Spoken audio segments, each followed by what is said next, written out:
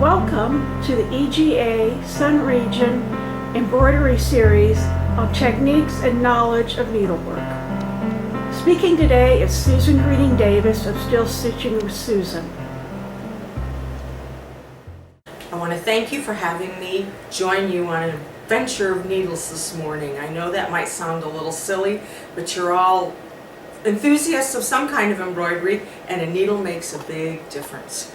Truthfully, I think back and I look at history, and it's more important to us than almost anything. We think about the wheel and how important that was, but the wheel doesn't do a lot when we want to do embroidery. So I'm going to start out and just give you a little basic information and then talk about the different types, why they're important to understand, when to use them with different grounds, you all know, like fabric and canvas, different kinds of threads because of their weights and what the threads are made out of, and also to do different types of embroidery stitches, because I know being guild members you have many different pleasures that you like. So first of all, the needle's purpose is to come through whatever you're working on, again your ground, and to slightly open it a little bit so your fiber doesn't drag coming and going. The other thing that's very important is that the eye of the needle is appropriate for your thread. If you don't have the right eye of the needle, you may sometimes embroider and you notice that it gets very rough around here when you pull it through. And that's because you need to switch to a different type of needle.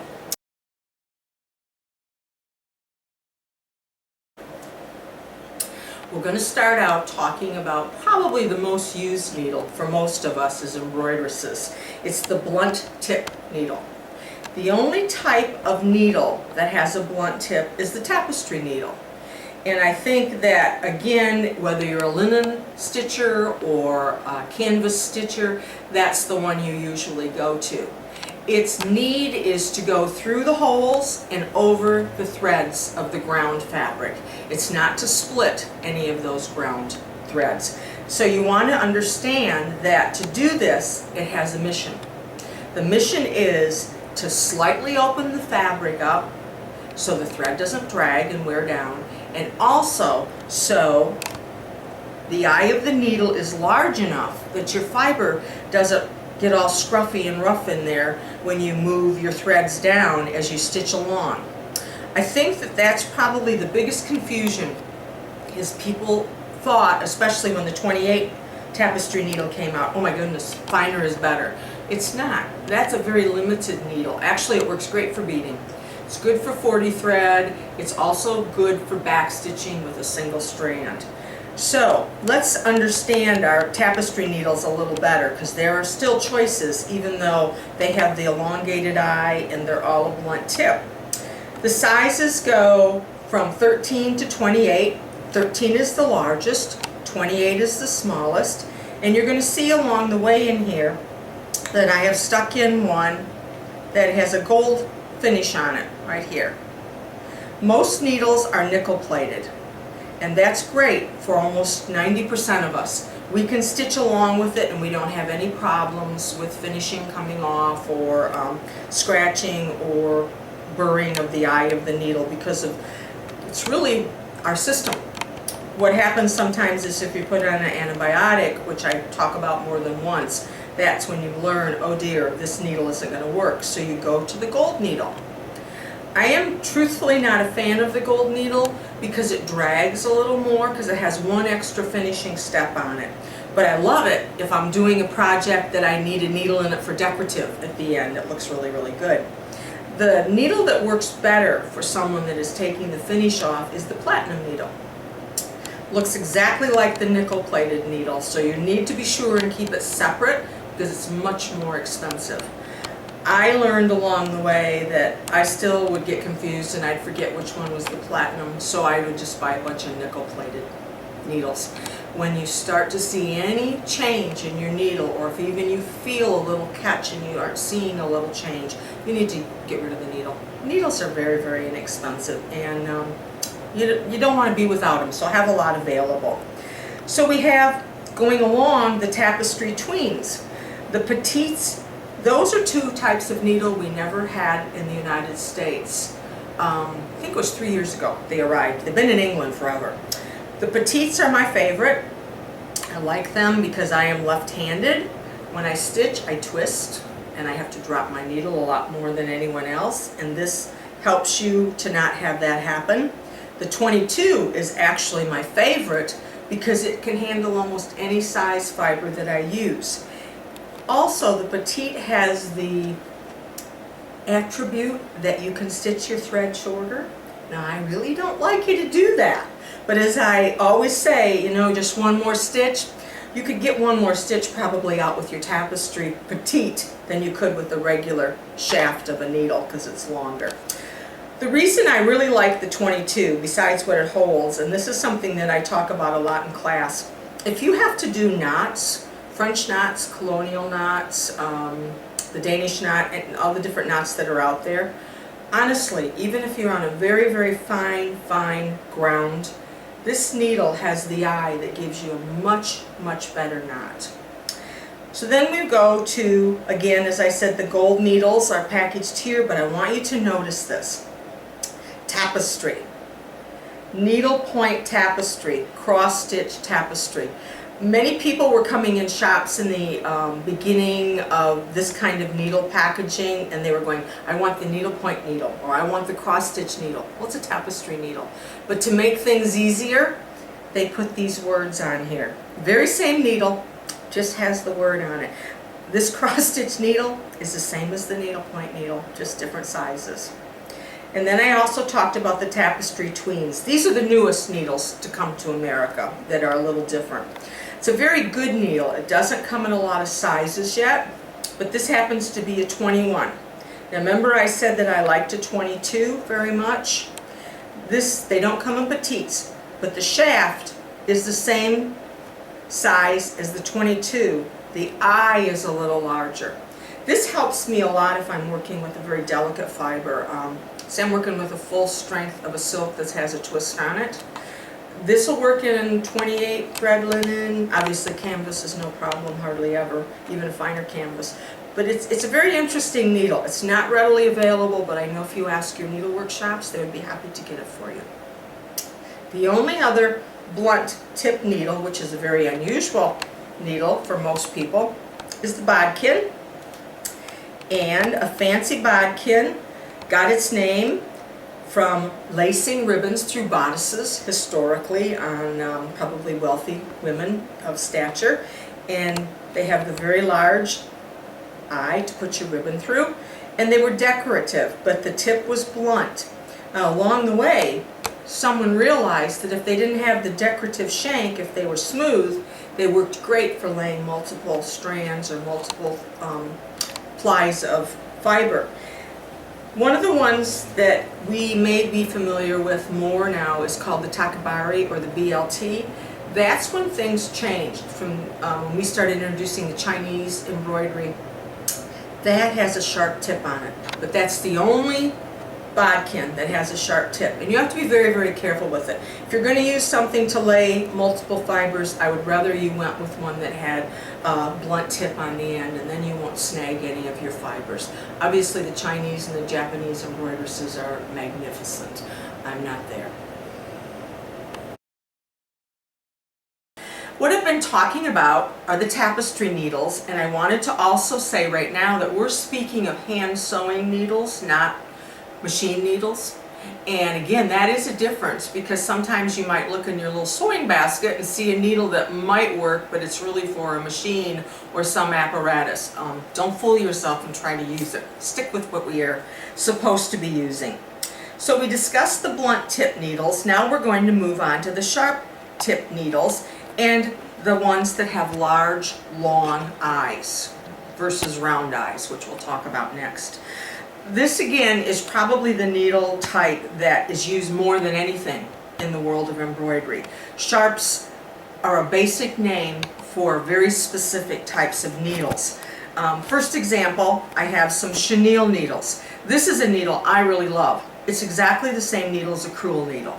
So you'll see the packaging and it'll say chenille or it'll say crewel. Same needle. Has an elongated eye, it has a sharp tip, and it has a nice shank to hang on to. I guess the reason I would say I like it, two reasons. The numbers match my tapestry needle numbers, so I know if I'm using a 22 tapestry needle, if I get a 22 chenille or crewel, it's the same needle but a sharp tip. So I don't have to wrestle with everything being brand new, because when you get with a sharp tip and you're not used to it, once in a while you can have little accidents. So you want to be careful not to poke yourself. Embroidery is the basic term for all sharps, and it's hard to say, okay, this is only for, you think about embroidery on solid fabric, a cotton percale or something. Well, that's not exactly true. Embroidery is what we do. I will use an embroidery needle on linens if I need to pierce the threads. Remember, our tapestry needles only come in and out through the holes and over the strands of our ground. But an embroidery needle can be used if you want to pierce your threads to get much more detail. That's like in crewel work again, so it goes back to that. You can see that this offers many different sizes, lengths, where we don't get those in the crewel and in the chenille. Very, very tiny that can be used for some other things I'm going to talk about in a minute. But the thing that's important, besides the sharp tip, is the long eye.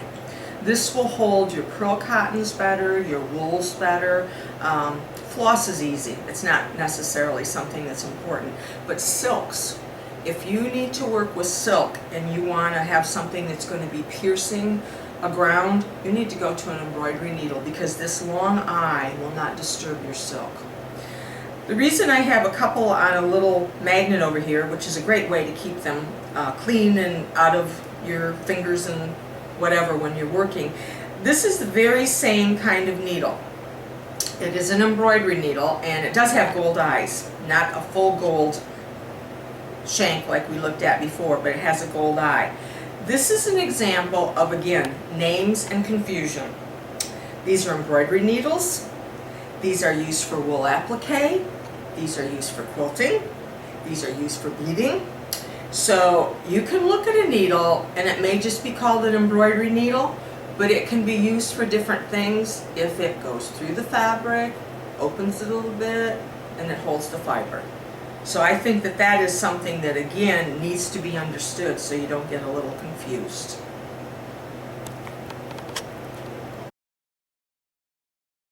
So we're going to move on with some more information about sharps, but with round eyes. Again, the eye makes a difference about what kind of thread you're going to put in it, fiber, whatever, and what you're going to be doing with it. I want to quickly throw in a little tidbit right now that doesn't make any difference about the eyes, but it makes a difference about keeping your needles separate. Metallics make a big difference on what the eye of your needle can have happen to it. And I don't mean just 100% metallics, I mean the blends as well, because they have different fibers in them that will cause your burrs. So if you're going to start working with any of those wonderful adventurous fibers, you need to keep your needles completely separate from the ones that you're working with for your other embroidery projects. Okay, quilting needles are one of the ones that probably are the first you think about if you look at a round eye, because they're very, very predominant there. They're also very, very small. I'm really glad that they've started coming out with big eye quilting needles, because that helps me load my needle much better than before. The ones that are beside it are the same kind of needle, quilting needles, but actually if they were in the package they would be called applique needles. Still a quilting needle.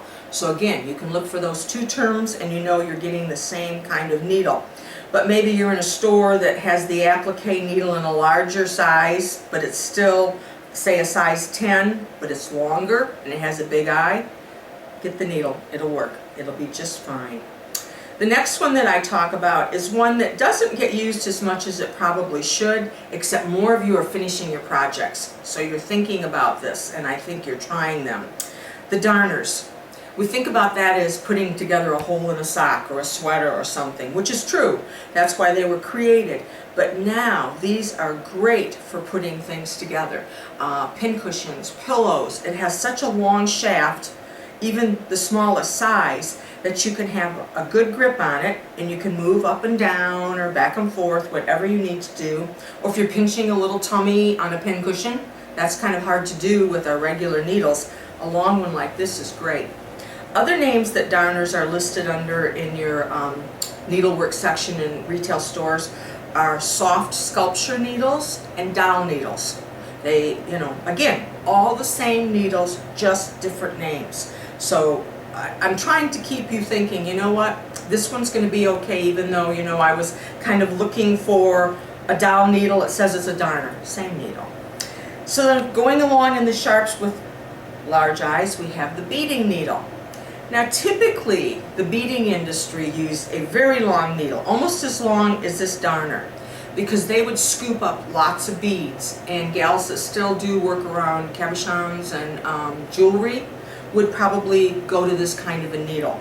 But if you're an embroideress, you're usually not putting on more than 3 or 4 at a time to maybe make a little round of a flower or something, a little cluster. And a lot of times it's just a single bead at a time. Well, the bead needles in the beginning were all very sharp, and that was not something that the embroideress liked. She was more used to going back to using the tapestry, the blunt needle. So we go back to England, where some of the finest needles in the world are made, and they had blunt tip bead needles. Designers and educators ask and ask and ask to get them, and we now have them, which for someone, again, that is starting out or not a big bead queen, as I call them, this blunt beading needle is wonderful to use because you don't stab yourself. They're very, very, very sharp. Quilting needles can be used for beading as well. And then we have the Milner needle, and I have it by the beading needle because it can be used for beading as well. This is a very specific needle. We talk about the eye, the shank, and the tip, again, which is sharp. It's all the same size. It doesn't taper in or out.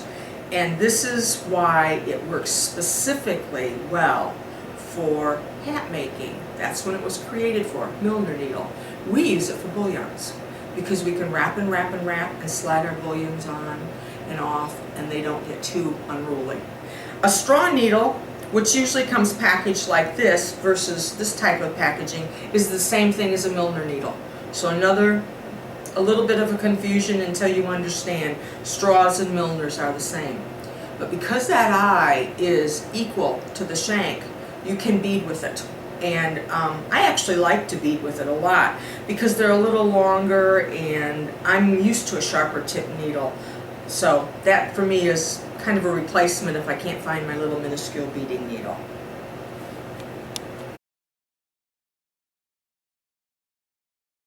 A bit in the beginning about, again, the types of tips, the blunt tip, the sharp tip. And we just finished up with beading needles, and I commented that it was a blunt tip. The other name is a ballpoint tip. So you may see that on some of your packaging. And that brings me to this little array of packaging. This is nothing compared to what is out in the needle industry, but these are some that I tend to use a lot, and so I wanted to talk about them. You can see I've been talking about colonial needles because I use theirs a lot too. The Mary Arden needles have a distinctive packaging, which all needle companies do. If you fall in love with the company, you can look for their packaging and you immediately know it's them. Mary Arden has the little floral design on them, which none of the other ones do. They're pretty much distinguished by color. Then I really like this type of a packaging from Henning & Son, Richard Henning & Son, because if you open it up inside, it has a black piece of acid-free paper in there to store your needles. All the other packaging for needles, except for Bowen, which is coming up in a minute, shouldn't really be left in the packages. They should be taken out and put in something that's appropriate, like a wool felt is really, really good. Emery obviously is very good. And this company, which is one of the oldest companies in needle making, has always packaged theirs that way. Not so easy to find. They're, I think, getting smaller and smaller, and I'm really hoping someone will buy them out and we'll still have their needles. Here we go with Peacemaker needles.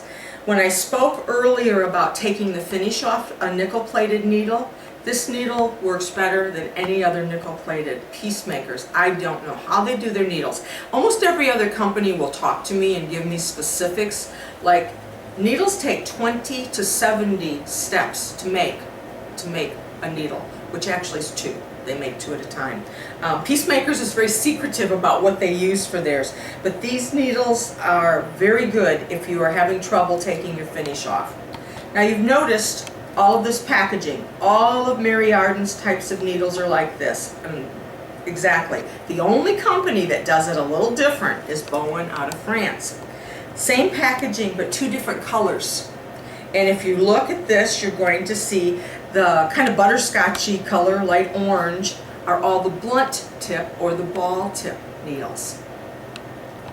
Same packaging, but with blue. These are all the sharps. So don't get confused and think, oh, there's a Bowen, it's a number, whatever you wanted, and you grab the wrong color. I'm sure that it works really well. When you know it, it works really, really well. But if you don't, you could accidentally grab a sharp when you want a tapestry. So you need to be aware of that. And Bowens are great needles. Again, I don't talk a whole lot about them. Obviously, you know the needles I use, I really, really like.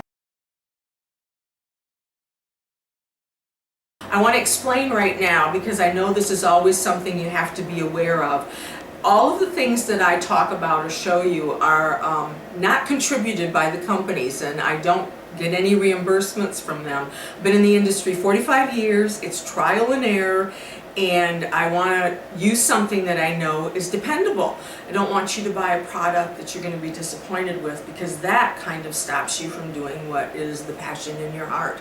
So we thought that that would be a good thing to explain right now. Same thing when it comes to talking about the little needle book that I have written that's full of history, full of references. I can teach the class, or you can buy it and do it in your guild, and there's a place to put samples and everything. There's one sheet in there, and it is explained on the process of making these needles. That was given to me by the company, because they want you to be educated and understand.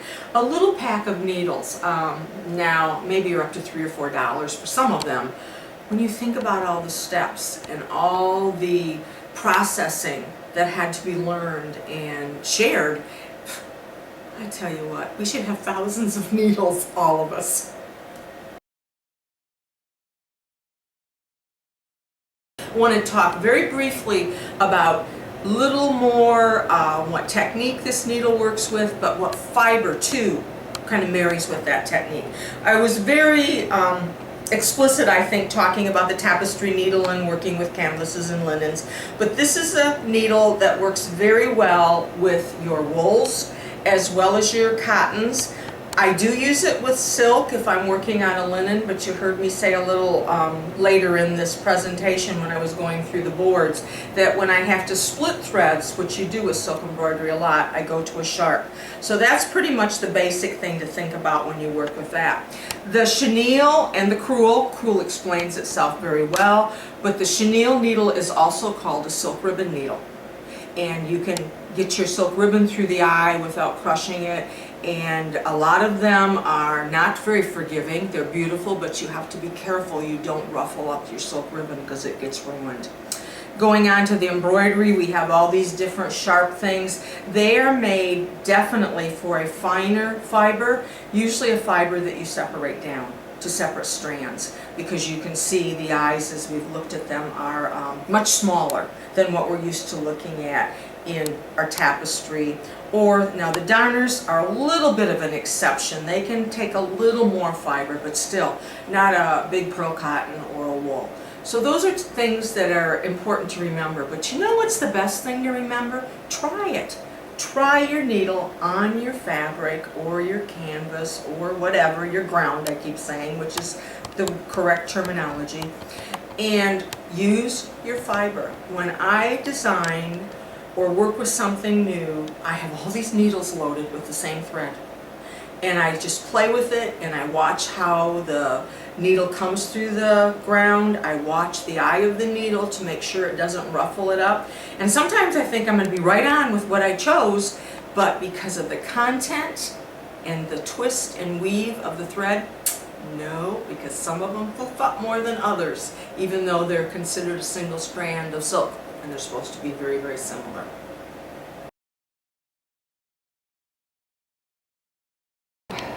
So we've talked a lot about different needles and how important they are. To go along with that, it's really important that you know there are some aids to make our life as embroideresses a lot better.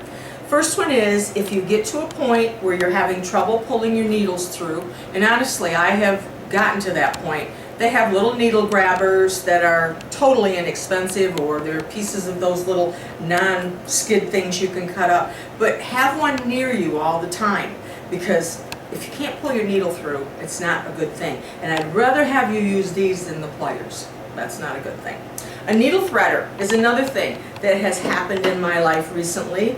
I used to be able to load any needle anywhere, even in the car. I still can pretty much do the single strands easily, but when it gets into a lot of the finer ones, you want to have a good needle threader. Many choices out there, but it just reminded me that don't be embarrassed if you have to use a needle threader. I see people in class almost trying to hide their needle threaders, and they turn their back when they're loading their needle. Oh, no, no, no, no, no, don't even think of that.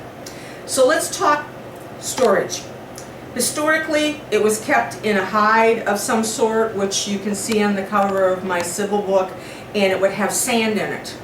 And they would wet the sand and put their needles in them and spin them, which that is when they had something that was of value. It wasn't just a twig or a wimpy bone from a fish. Maybe they had acquired a needle that was maybe a little bit of bone in it that was strong, because most bones were so frail. So you want to have something good. Wool felt, as I mentioned, is good. You do not want to put your pins in the same cushion you put your needles. Pins have not been oxidized as much as needles have been, and they will rust much sooner. We happen to be in a climate that causes that, and so I have people coming in and they'll have the tomato pin cushion, a great example. You start taking things out of an older cushion that had needles and pins in it, and things are all rusted. It's because someone put their needles in with their pins. I always keep them separate, whether it's on a little magnet. I have them up and down my days on magnets, but keep those. They're not friends. They don't play together well, as they say. So I love this. A Century of Progress. This is a really old needle book. Obviously, it was used for some kind of promotion, advertisement. You know, we're used to seeing these. I have collections of the books. They make me really happy. I have to smile because they were usually in very bright kind of aluminum foil things. This is not a good thing, but it's very showy, and it worked really well for them. So I think we've had a lot of progress in the making of needles. England still is the champion. They make some of the best needles in the world. And if you decide you want to take the adventure of purchasing the book, as I said, there's a lot of history. Everything is explained that we talked about. And it's a great guild get-together workshop, or I'd love to come teach for you. Thank you a lot. This was fun.